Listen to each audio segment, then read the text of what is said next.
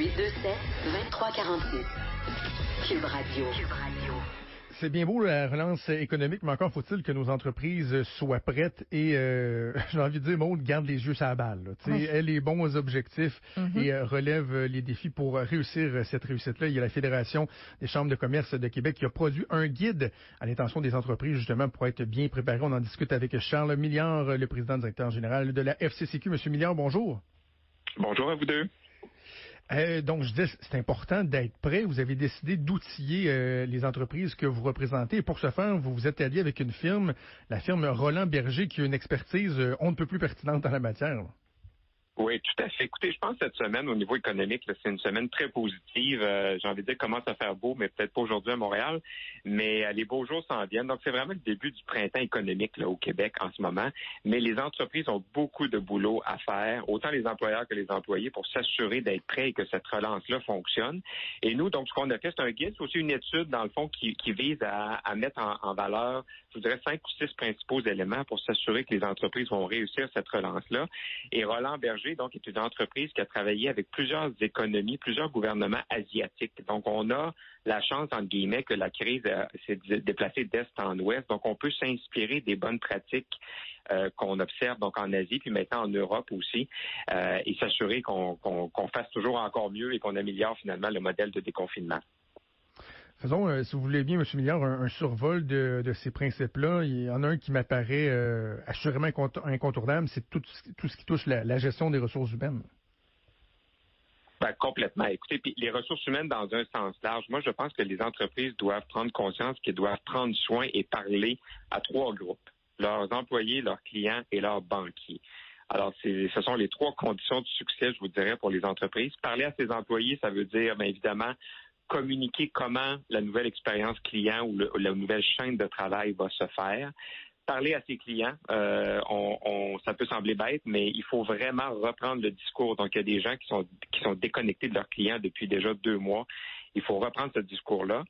Et les banquiers, bien évidemment, il faut avoir une gestion des liquidités puis des prévoyances à l'avenir qui vont être beaucoup plus importantes. Alors, il y a beaucoup d'entrepreneurs, j'espère, qui vont apprendre de cette crise-là et se doter dans la mesure du possible de plus de fonds de prévoyance pour parer à une autre éventualité comme ça. Et ça se fait de concert avec les banquiers. Puis les banquiers ont une responsabilité aussi. Ils doivent être ouverts à des nouvelles façons de faire.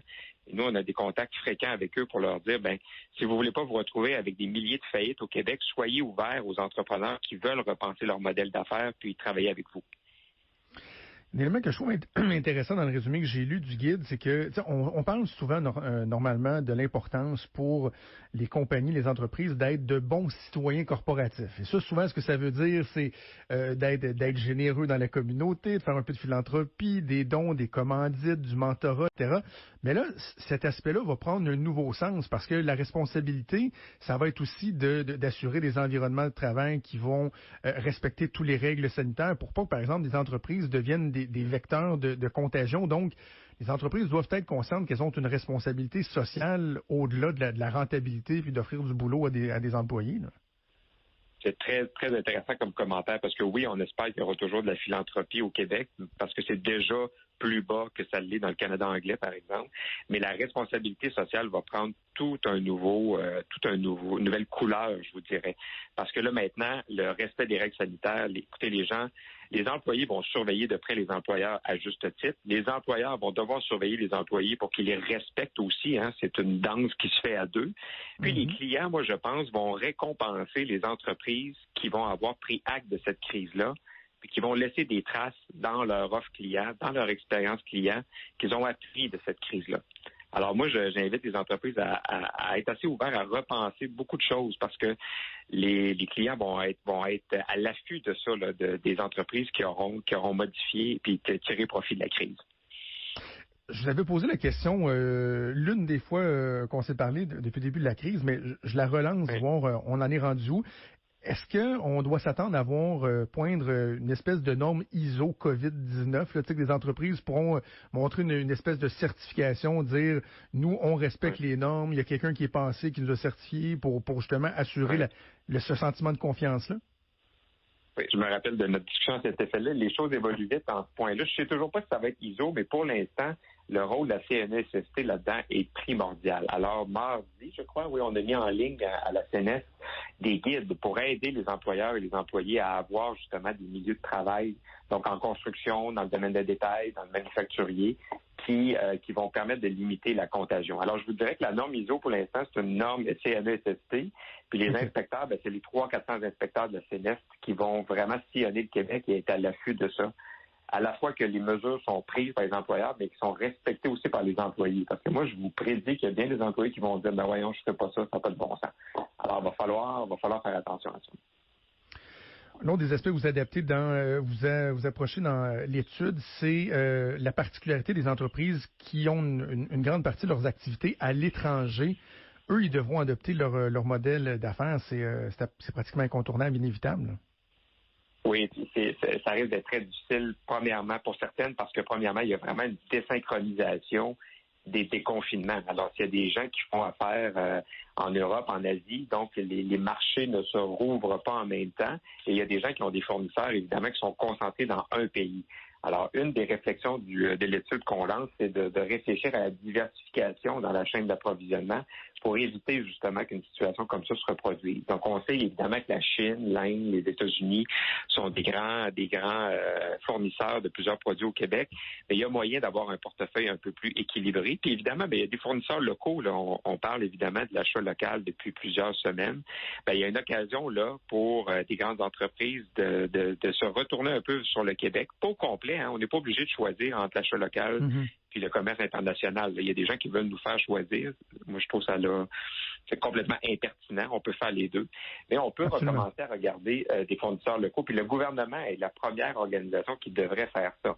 Donc, dans les fameux appels d'offres qu'on voit un peu partout au Québec, il devrait, selon nous, puis on le dit depuis 2 ans, on le dit encore aujourd'hui, il devrait avoir une ouverture à ce que ce soit des fournisseurs du Québec et donc que la qualité des produits locaux soit valorisée dans les appels d'offres. Et là, vous faites preuve d'un bel optimisme, Monsieur Milliard. Vous avez parlé du printemps économique. Alors, loin de moi l'idée de cracher dans la soupe. Mais il y a un point qui m'inquiète un peu dans les angles que vous abordez dans l'étude, c'est le fait de miser sur l'innovation et la modernisation des opérations pour accroître la productivité. Et on le sait au Québec, la productivité, c'est pas notre fort. Là. On accusait déjà un retard par rapport à d'autres provinces, par exemple, comme l'Ontario. Est-ce que ce retard-là qu'on a pris au travers les années, la résistance à augmenter la productivité pour toutes sortes de raisons, est-ce que ça pourrait nous nuire au Québec dans la relance, justement? Je pense que l'écart de productivité en ce moment avec les pays ou les provinces avec lesquelles on aime se comparer est un peu sur le hold, est un peu gelé en ce moment parce que tout le monde est gelé. Mais la façon d'augmenter la productivité, c'est de produire plus ou produire mieux. Produire plus, je pense que ça va être difficile. Produire mieux, c'est possible. Et la crise offre cette opportunité-là. Donc, si les gouvernements mettent en place des mesures pour favoriser les investissements en innovation, donc je ne vous parle pas d'argent qu'on donne aux entreprises, je vous parle de mesures fiscales comme des mesures qui avaient été annoncées dans le budget du Québec 48 heures avant la crise.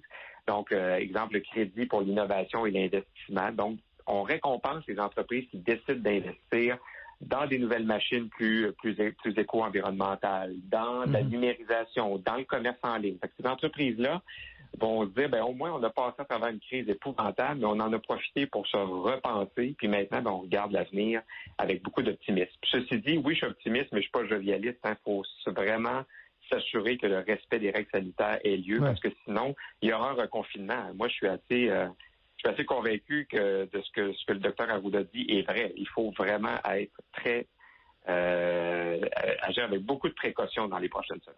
Justement, en terminant, à quel point vous craignez un faux départ? À quel point ce serait néfaste, nocif pour notre industrie, nos industries?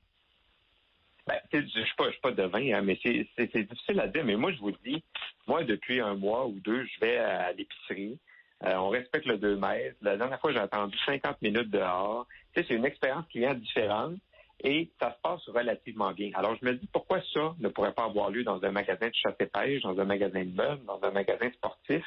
Si tout le monde y met du sien, employeur, employé, client, je pense que ça peut fonctionner, mais il faut simplement être conscient que c'est un privilège qu'on a en ce moment, puis il faut l'entretenir parce qu'un petit glitch et on pourrait se retrouver avec d'autres semaines de confinement.